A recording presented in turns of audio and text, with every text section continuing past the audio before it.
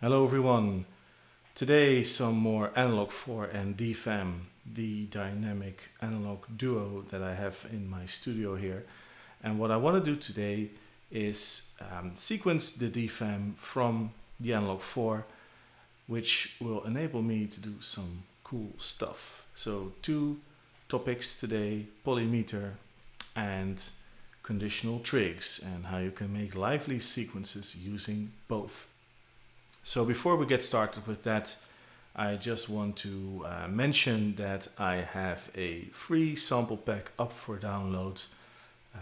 Too Many DFAM Kicks, which is a sample pack consisting of 48 kick drum samples recorded with love from the DFAM. And you get the samples individually, but you can also have them in a very nice instrument rack in Ableton Live if you're a live user. So check that out in the video description. You can get that for free. Anyway, on to the analog 4 and DFAM. So what I have here is I have two CV outs from the analog 4 plugged into the DFAM. One is basically gate sending signals to the trigger input, and the other one is CV going to VCO1. Now I can have two more because the analog 4 generously provides 4 CV outputs, but I don't have enough cables, something I definitely need to change quickly. And one of my upcoming videos I'll have 4 cables and I'll be able to sequence the DFAM even more, have more control from the analog 4. So, Polymeter, I mentioned at the start. What is Polymeter? Well, Polymeter is what many people call polyrhythm, which is wrong. Is when you have loops of different lengths, so the same time division, say 16th notes, and one loop is 16/16, for instance, and another one would be 7/16, and the shorter one of 7 steps resets after every 7 steps, which means that the beginning of the loop shifts relative to the start of the loop. On the longer sequence, and I'm pointing to this one because a simple example of this would be to have a kick drum. Let's just find a kick drum sound here. Just a simple 4 to the floor. Now I have 2 filters selected, kick and hi-hat, kick in the guts. Some very interesting sounds in here.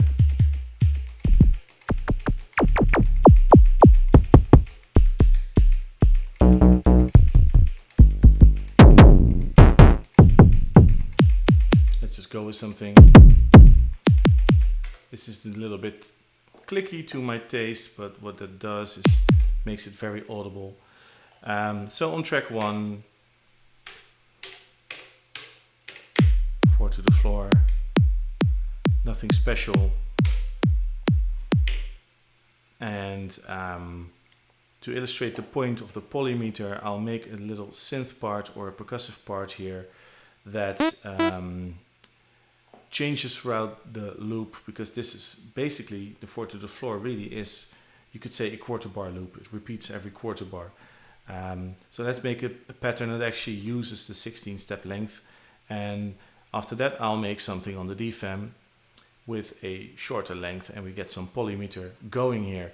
So again, I'm just gonna filter, look for a cool sound, percussion perk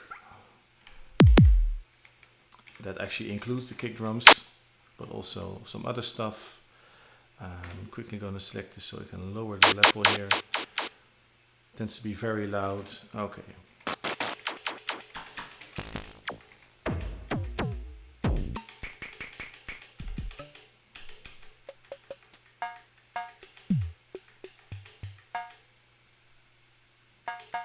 Maybe this one, cow sound. I guess they mean cowbell.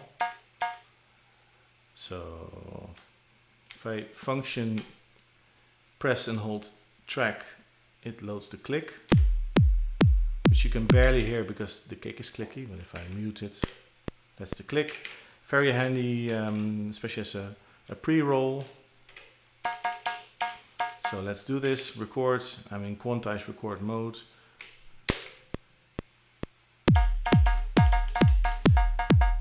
That's my finger drumming.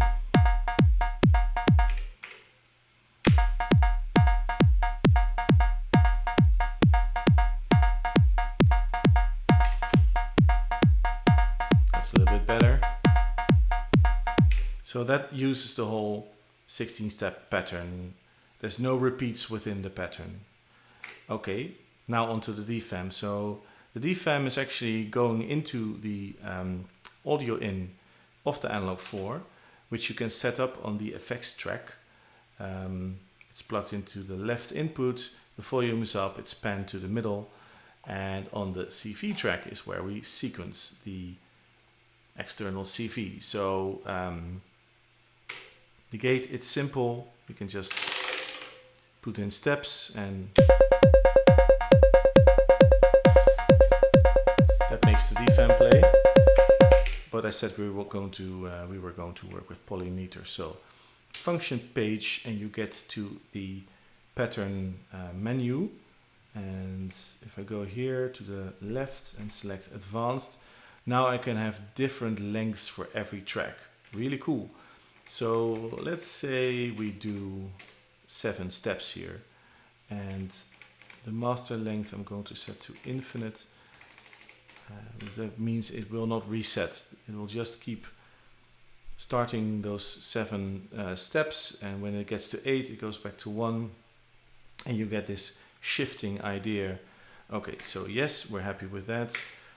I have 7 steps here. They're all identical now because I'm not doing any CV control.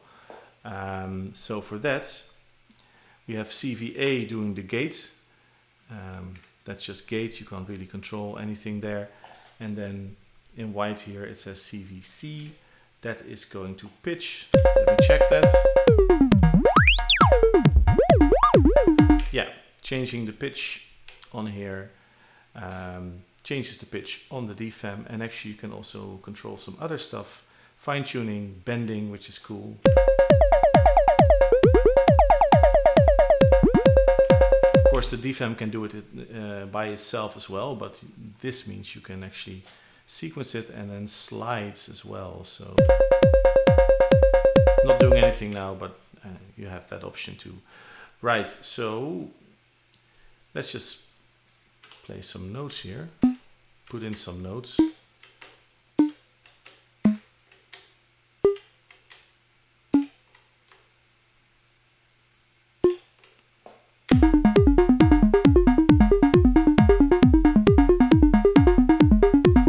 And here you can see we have a 7-step pattern repeating after 7 steps, not waiting till the 16-step master length finishes. So it keeps shifting and sort of cycling around the cowbell pattern that we have on the other, on the DFAM, on the analog 4 track 2, this one. Okay, just a quick little extra sound to get a little bit of a groove going, and then we'll play a little bit with the DFAM and see if we can coax some cool sounds from that. And that's basically a little jam, and that concludes my point about the Polymeter, but not yet about the conditional trigs. So I'll show you that before I actually go into a little jam here. A little bit chaotic today. So quickly a little clicky hi-hat sound.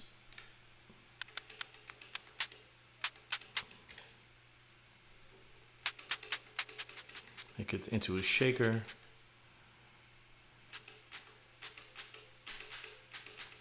Some reverb.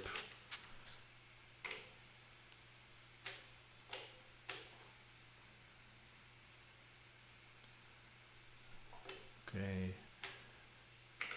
Some parameter locking here of the amp volume.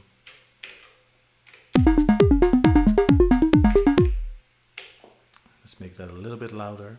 Actually, you can vary them between the different steps for even more sort of an organic feel where the volume is varied. Yeah.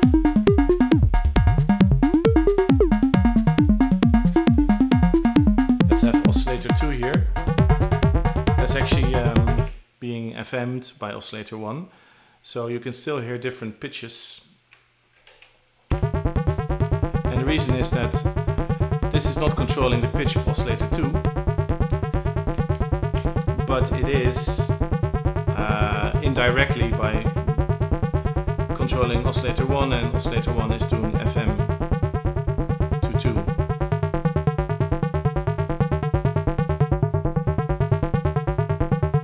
Okay, so altogether it sounds like this.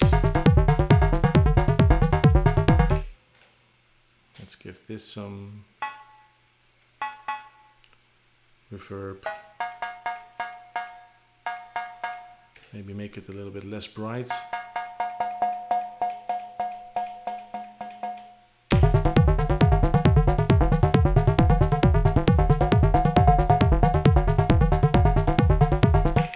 Okay, so I mentioned conditional tracks. So how can we make this even more lively? Well, if we go to the CV track, you get no parameters, you get conditional trigs. So if I turn this, let's give percentages. So the chance that this trig will actually sound is 67%. And for this one, let's make it lower, 25%. And maybe for this one, a little bit higher again, 41%, I don't know, more than 50. So now,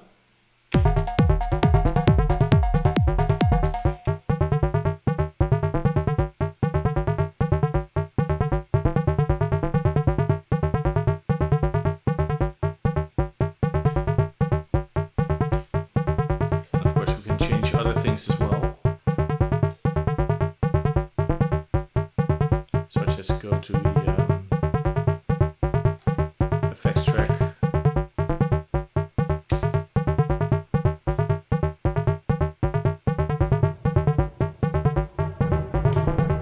set up a trig for the reverb. Reverb actually has a lot of low end in it.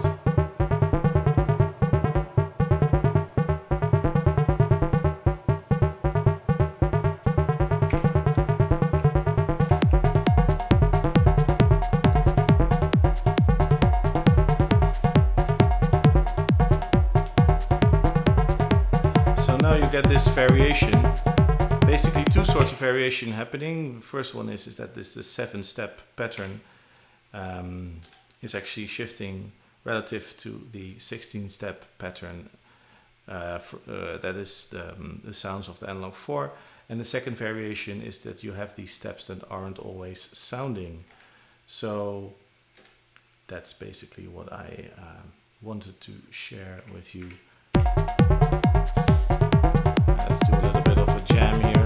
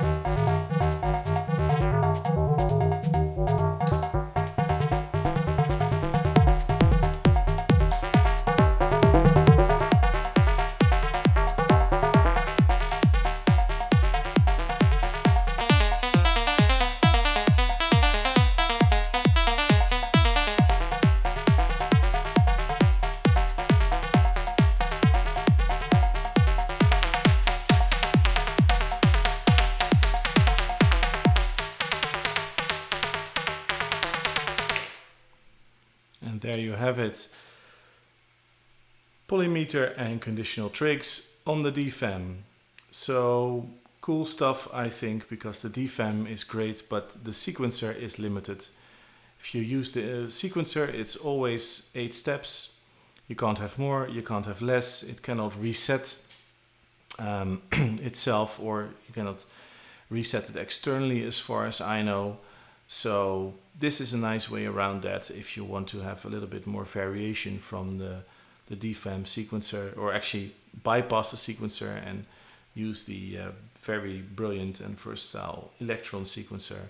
You can. One of the great things that I like a lot about the Analog 4 CV control.